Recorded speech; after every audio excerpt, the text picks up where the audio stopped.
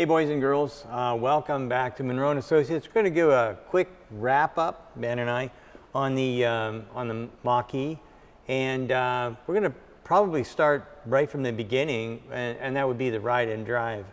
So I'm going to let Ben go first. What did you think? My ride and drive experience was with the doors off in the parking lot, so I didn't get to go too far. I got it, but it went well in the parking lot. Yeah. I went back and watched some of your videos from back in May, and it seemed that you really enjoyed it when you got it out on the road. Yeah, I thought that from a ride and drive standpoint, I thought the car did very well, especially for the type of suspension that I wasn't expecting. It isn't like a 5-bar link or, it's kind of like ordinary, but the ride was quite good for the price of the car and for the amount of weight. I thought the handling and the steering and whatnot was all quite good. I was pretty happy with that. Right, and it was able to get up and go too when you pushed down the accelerator. Right, and that to me is kind of important. The biggest advantage that I see in electric vehicles, or let me rephrase that, good electric vehicles, is the ability to get through an on-ramp or an on-ramp or an off-ramp in a hurry. And in Michigan, Michigan drivers are not very friendly, and it's a race to see who's going to get on and who's going to get off, and there's very little courtesy. So having an electric car puts you in a whole new class. You could either have a Viper or you could have an electric vehicle, and either way you're going to win. And so I'm pretty happy with the pickup that that this car had. The only thing I didn't like for the ride and drive was the autopilot or whatever they're calling it Blue now. Cruise is what Ford right. calls it. Yeah. So that didn't do it for me at all. I was very unhappy with that. I think Ford is really, they got to step it up. They're about 6 or 7 years behind Tesla on that, and quite frankly, they're probably around 5 years behind, maybe even more, the Chinese. So, and by the way, boys and girls, we are going to try and get a couple of Chinese cars in here so that you can see I'm not just pulling your leg. When Munro works with a company, and we've been working with a lot of companies in China, the results are kind of dramatic. So that's where the real competition is going to come for the Mach-E. So. All right. And then the other part of the ride and drive was the user interfaces and everything. Yeah. I played with the maps when we were sitting in here, and everything seemed to function well. What all do you remember from when you were out on the road? I'm big into intuitive. I like things that I don't have to think about too much. The little guessing game that you have when you go to rent a car. I rent a lot of cars because I travel a lot, and you get into a brand new car, you've never seen it before. I want to know how to make it work like fast, in a hurry. And I had no trouble whatsoever making every function work inside the Mach-E. It was intuitively obvious, and it was a little bit more advanced than what we would see if we were looking at, say, something like the Kia. The Kia is it's intuitive, but it's very kind of like old-fashioned, 90s kind of stuff. And the ID4, a total mystery. I didn't figure it out until we had been in a car for an hour and a half, and I didn't like that at all. So I thought there's a lot of good. And that's why it's in the number 2 position. Tesla may be in first. The Mach-E is a pretty good car, and so we put it in second place. Let's maybe talk a little bit about why I've done that, because I wouldn't say it's hate mail, but certainly there are people who like our friends over at Volkswagen, and Volkswagen's got a pretty good car. You can see it's a little bit less than the Ford that we were taking to pieces. The range on the Mach-E is about 211 miles, and it's 249 for the ID4, and I'm going to talk about why that might be. But you look at this, and like for what, 10 grand more, you're getting basically a third more miles. That's kind of a big deal. But for me, the thing that I like to look at is what's the battery size? 68 kilowatt hours, 75 kilowatt hours, 82 kilowatt hours. Well, why is this at 82? How come it doesn't get 326 miles? This is where we start to look at the design of the product, and this is where we really need to know who's doing what and how effective they're at it. So Tesla's getting about 125 miles, this is per gallon, but it's electric. 125 versus 95 and 93. Where did that come from? Well, the ID4 gets it by derating the ability to drive the car. From a speed standpoint, I can control that if I'm the car manufacturer. I can tell you how fast you're going to go, and that's how I think these guys got what they needed to get. Tesla is just an amazingly efficient car, and we'll talk a little bit about some comparisons that we had between the Model Y and the Mach-E.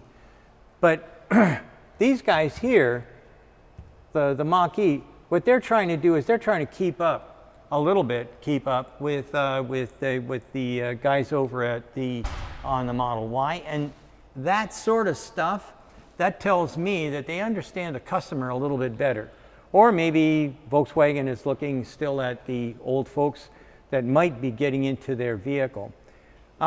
This question mark is the only thing that I had, and I don't know exactly how they or why they derated it, but I'm pretty sure that that's what's going on here.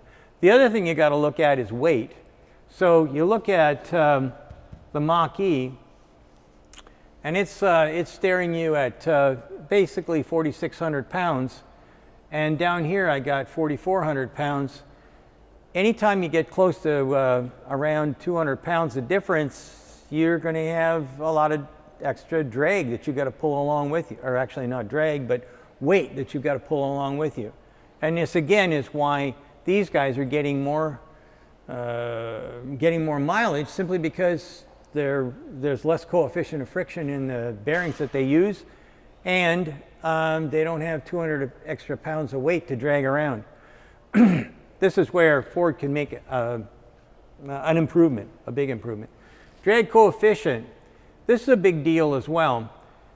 You've got Volkswagen and the Mach-E both sitting there at 2.8, but look at this, 2.3. These little extras that you see on the end here, these second digit kind of numbers, they mean a lot. And quite frankly, getting to 2.3, that's pretty slippery.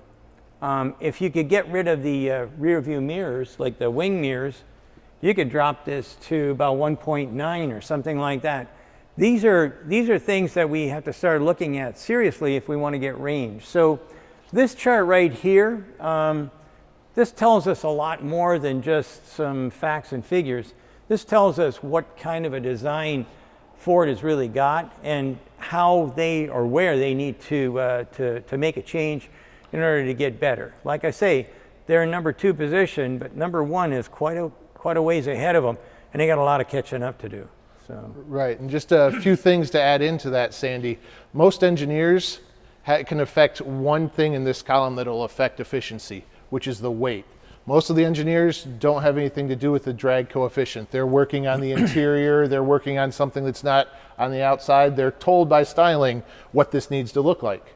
So they can't change the drag coefficient, but weight is where everybody should be focusing. That's why we focus so much during our teardowns on weight, is it's something that everybody that's designing the vehicle can make changes to. Right, and the rule that we gave to the Chinese guys, because nobody wanted to talk to us. When we moved into designing of electric vehicles, nobody was interested. After all, we're not going to see anything happen until 2045. You kidding me, right? Anyways, so we didn't find much. However, we did do one thing. For those who watch the scores and whatnot, Consumer's Report just came out, and 2 of the vehicles that we've worked on, the Dodge Charger Challenger and the Ram, are now number 1 and 2. Who'd have thunk it, right? And that's what Munro does for a living, for real, not just tearing cars apart and making videos. I think that the rule that we had in China is one that Ford could adopt. Anybody in the United States could adopt. Every engineer, 1 gram every day. Doesn't sound like much, but it adds up to 200 pounds. And 200 pounds, that's like an extra person, an extra big person. Well, no offense. But anyways, an extra person inside your vehicle every day that you get in. So I think it's a real good idea to try and figure out how to get rid of that extra weight. By the way, before we move on to the next thing, this is a good example of extra weight.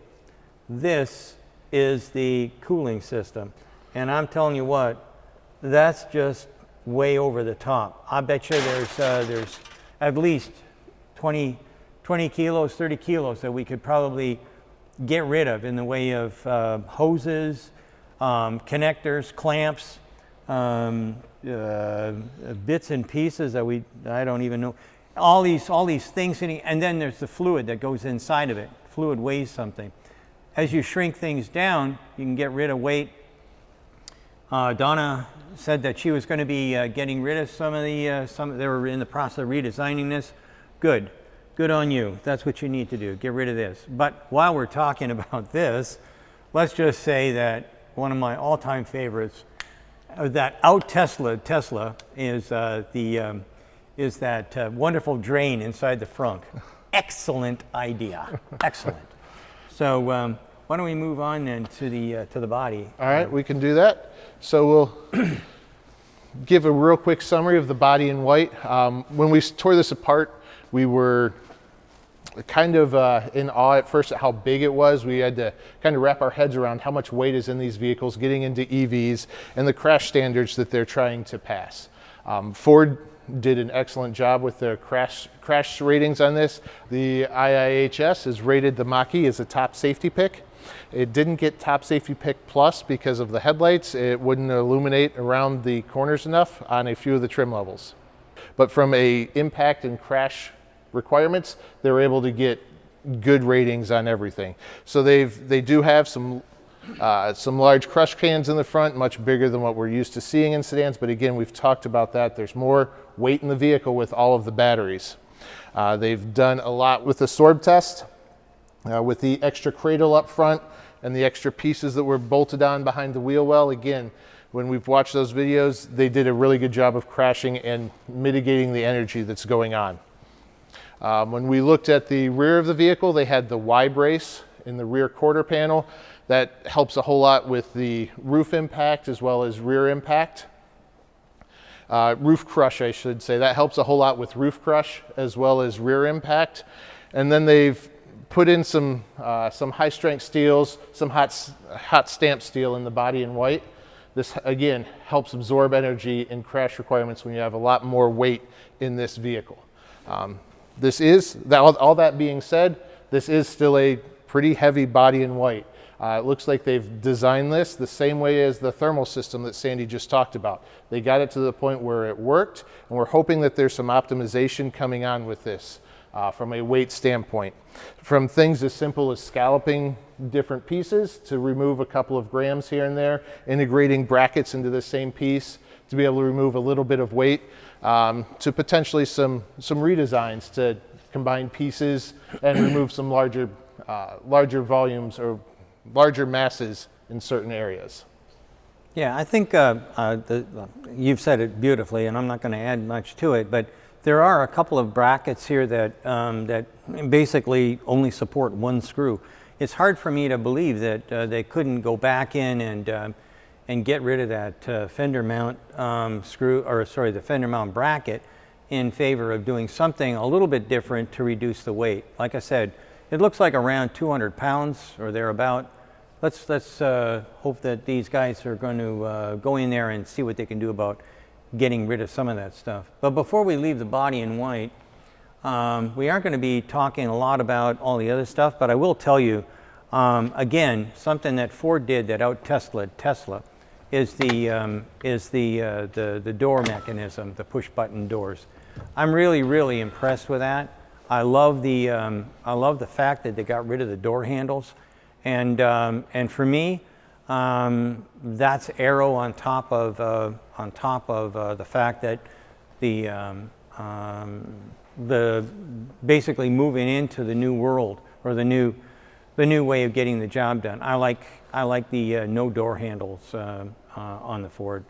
So let's actually, that's the other thing I like. Yep. Also with the doors, the door module that they're using, they've integrated their window regulator into the door module. So there's typically a steel bracket that goes here with these cables around it, and instead of manufacturing that piece, bringing it in as a separate assembly and bolting it on, they've just injection molded in the tracks for the window regulator.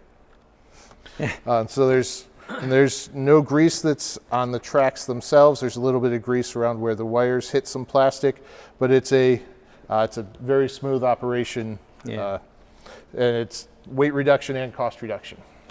What I really like about it is it gets me a chance to be smug, because in 1987, when I proposed this and it was shot down, I felt pretty bad about that.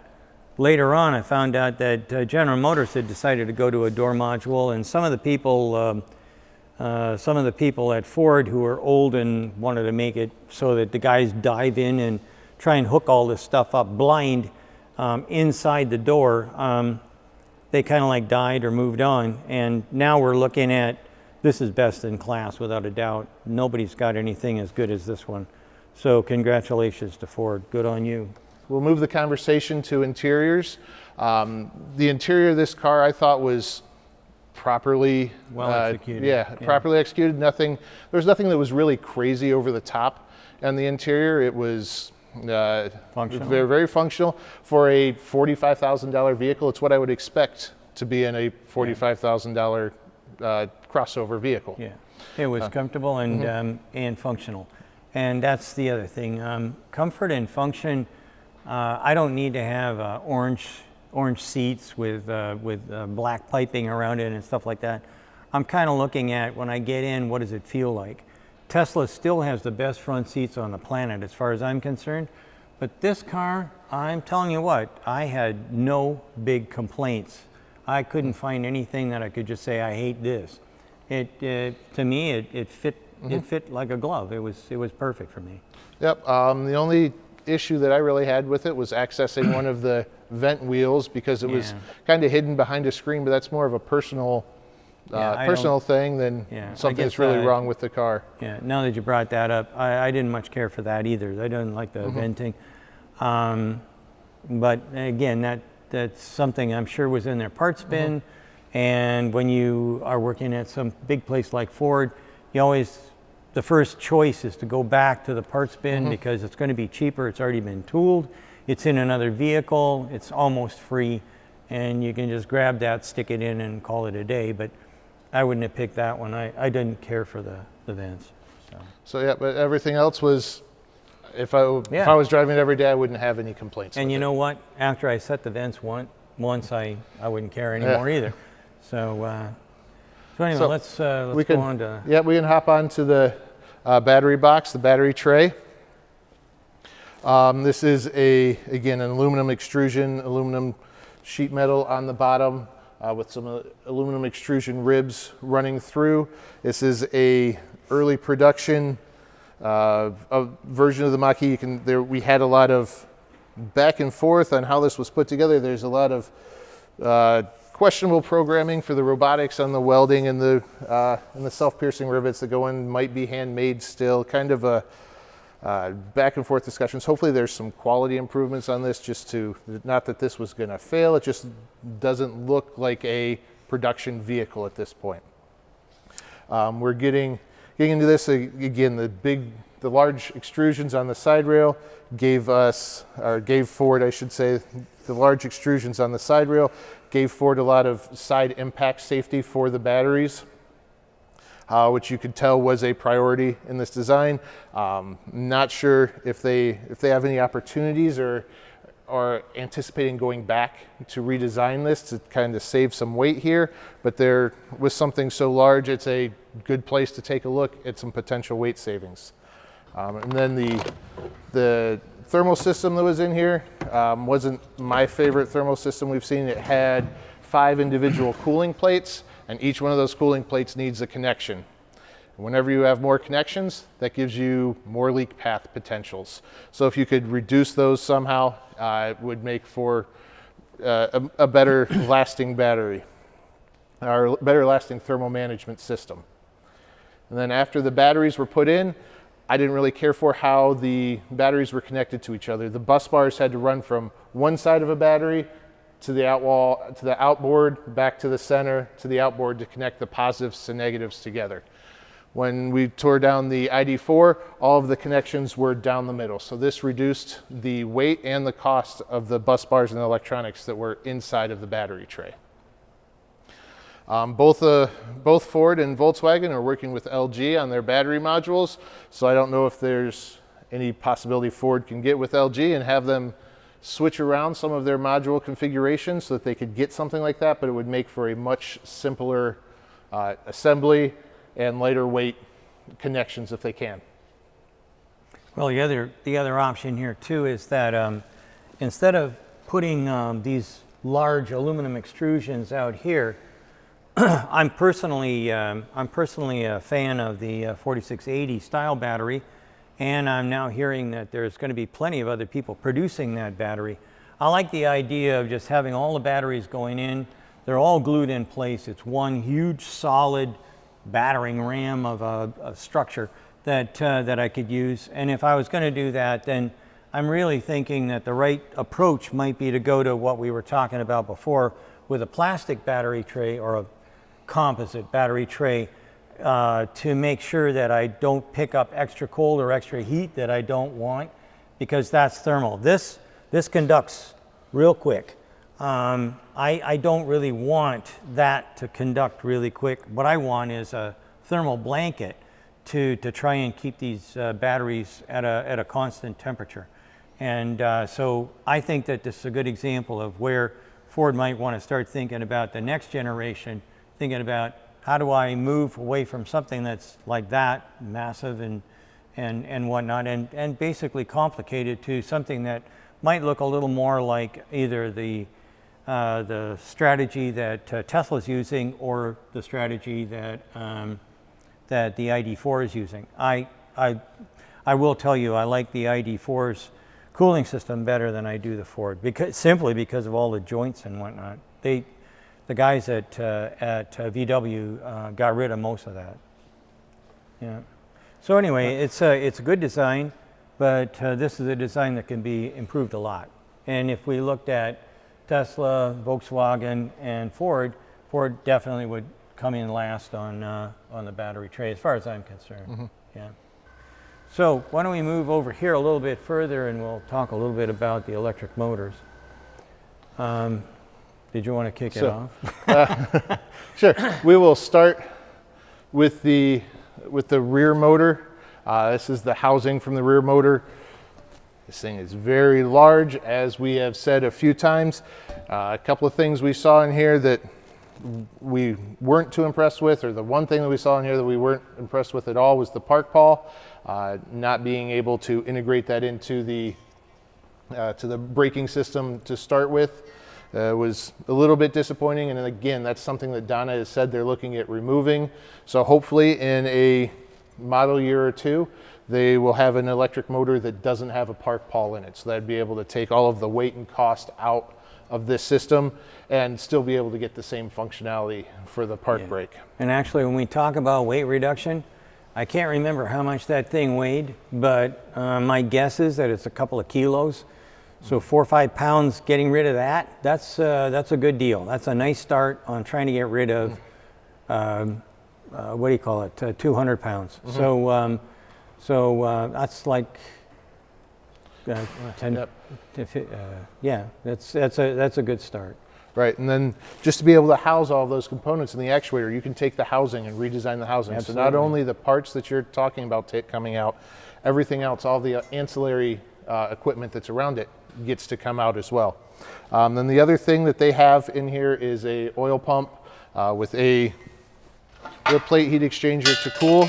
Oh, let's drag the bolts there. With the plate heat exchanger to cool the oil for cooling the rear motor. This is something that is that we do see in other motors. It's not unique to Ford, but something that I like a lot is how they're cooling their front motor, where they're doing it directly with the coolant. And if there's a way to do that with this rear motor that is larger, it would be, again, a weight savings to be able to get rid of some more parts, weight and cost savings, bring this back to a round shape and not have this square overhang on the side, which would help out with the weight again a lot. Yeah, I can see quite a bit of weight reduction on that design. Yep, and there are going to be requirements, a reevaluation of the requirements going into the motor. And then the one thing that we both really liked on this motor was the planetary gear set. Yeah. That was in the that was allowing it to be very compact on the one side, as well as be an inline drive back to the wheel on the other side. Yeah. So that was something we did like. Then on the front motor, the gearbox that was on the front motor was another one that was something that we liked a lot, with the very small differential with only then the single piece gear that was on there. So they had a reduction of bearings as well as a reduction of gears, and again an inline drive, so that it was able to go through the rotor back to the other wheel. Yeah. We didn't jump on it, but things that we didn't care much for on the front or the rear motor was the two circuit boards and the number of screws that held it in place, and on and on. I don't know why that was designed quite like that, but if we look at the front motor and we look at this circuit board design, this is, to me, brilliant. I was very, very impressed. The thing I don't understand, because in essence they're both electric motors, is why somebody didn't say we're going to standardize on this one. If this will work, we'll have to modify a couple of things here and there, but in essence, why didn't I just have the same motor controller, inverter? So here's that's another tip that could reduce cost and reduce weight. I will tell you that, like Ben's explained all this stuff, but it's not very often that I see something and I see a lot of good a lot of good engineering. This is a nice design. Whoever was in charge of this should get a pat on the back, or at least an hour off for lunch. Yeah. Yeah. Oh, and one more thing on the inverters. On the rear inverter, there was a lot of tabs that needed to be soldered in place. So you had two circuit boards. You needed to solder to the MOSFETs, as well as solder the two boards together once all of the pins went through. And what we really liked with this one was the floating vertical connectors that you can see here and here. So the IGBTs, when the leads came up, they just went in and then were in place. You didn't have to go to a secondary operation to make any connections. And these connectors actually move around a little bit inside to give you a little bit of play with where the IGBT lead comes in. Yeah, that's a good pick. Yeah. So I guess we're coming near the end. Why don't we step back? Is there another thing we missed, or? This is it. We are catching everything so far. Yeah. So over here we've got the aluminum casting that Ford had for the rear suspension, and it also carries the motor. And you can see that it's quite large. Actually, what's interesting is that this is, where's the tag gun? But anyway, this is sitting at around, I think it's 29 kilograms. And the 29 kilograms has to try and compare to the Tesla Model Y, which is 24 kilograms, and it's made out of steel. There's a lot of reasons for this, I'm sure, but one of the main, if you can have a look here, you can see the tremendous difference between the isolation between what you've got here on the Ford versus what you've got here on the Tesla. Now, Tesla weighs a little bit less, but at the end of the day, I'm not 100% sure that an isolator that size, and then you've got the motor isolators down below. I don't know whether that's really something that is correct. Something just doesn't smell right here to me. I would have guessed that these should have been less weight actually than this one. So yeah. Normally going to an aluminum cradle reduces your weight from steel. Yeah. But they've got like you said, a 5 kilogram weight increase with the aluminum cradle. I think the correct word would be penalty, because every time you see weight, you see range reduction, performance reduction, cost increase, things like that. Aluminum costs quite a bit more than steel does.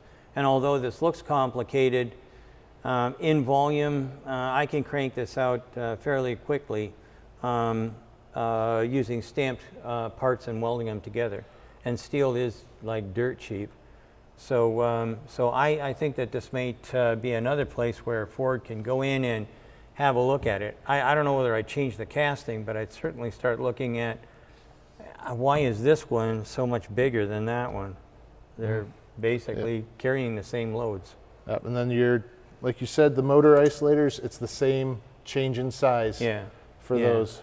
Right, so you're looking at something here that's like about, almost 4 inches in diameter, and here you get one that's about 1.5 inches. So there's some stuff here that I don't think is going to make a huge amount of difference in the ride or the handling, but could make a fairly significant difference in the amount of cost and weight and range for the product. So yeah. What else we got? I think that's all the parts we're going to look at today. So just kind of a vehicle overview. I was overall very happy with the Mach-E that we tore down. Everything looked like it would function very well and for an extended period of time. Going to be keeping an eye on them to make sure that what Donna said that they're going to do, be making changes every model year. Watch the curb weight, watch the efficiency, the MPGE, and see if the efficiency goes up and the weight goes down. See how much they can roll out every year. Yeah, I'm very impressed with what Ford cranked out. I've said this a couple of times in interviews with different news agencies. I thought for sure that the big winner after Tesla was going to be Volkswagen. I did not anticipate Ford surprising the daylights out of me with the Mach-E and the Lightning and the Maverick. I'm very impressed with what Ford's cranking out. So, and for all you clowns that think I'm a micro influencer or whatever, no, I don't have Ford stock. No, Ford isn't giving me free swimming pools or something like that. This is the real deal. Ford is doing a good job. I can only hope that the other local boys in General Motors and Chrysler can try and match them, because these guys are definitely moving in the right direction. Yeah. All right, and I think that's all we've got. That's all we got? We're going to be starting a Model S teardown October, November. We'll get it in October, I think, is the current schedule. And you guys are going to go for a drive out east. Yeah, well, down south and out east. And it'll be good because you know what? If we would have got it when I thought we were going to get it, it would have been pretty damn hot. So now we'll be going when the south is, I think, at its finest is in the fall. The temperatures are cooler. Everybody's happier. It's a good time to go in either late September or early October or whenever we get it. So anyway, boys and girls, thanks very much for watching. We appreciate your patronage, and for the patrons that are out there, we've released a little video today for you that talks about my office and what's inside of it. So if you sign up for that, you'll get a chance to see like some of the inside stuff, and the little offering that's going to come out here from Eric is what does Sandy's office have in store. It's loaded with stuff. So anyhow, and then the other thing, Corey's not here, but he'll yell at me if I don't say to subscribe or ask you to subscribe. And we'll be talking to you soon. So anyway, have a great week. Thanks very much. Bye now.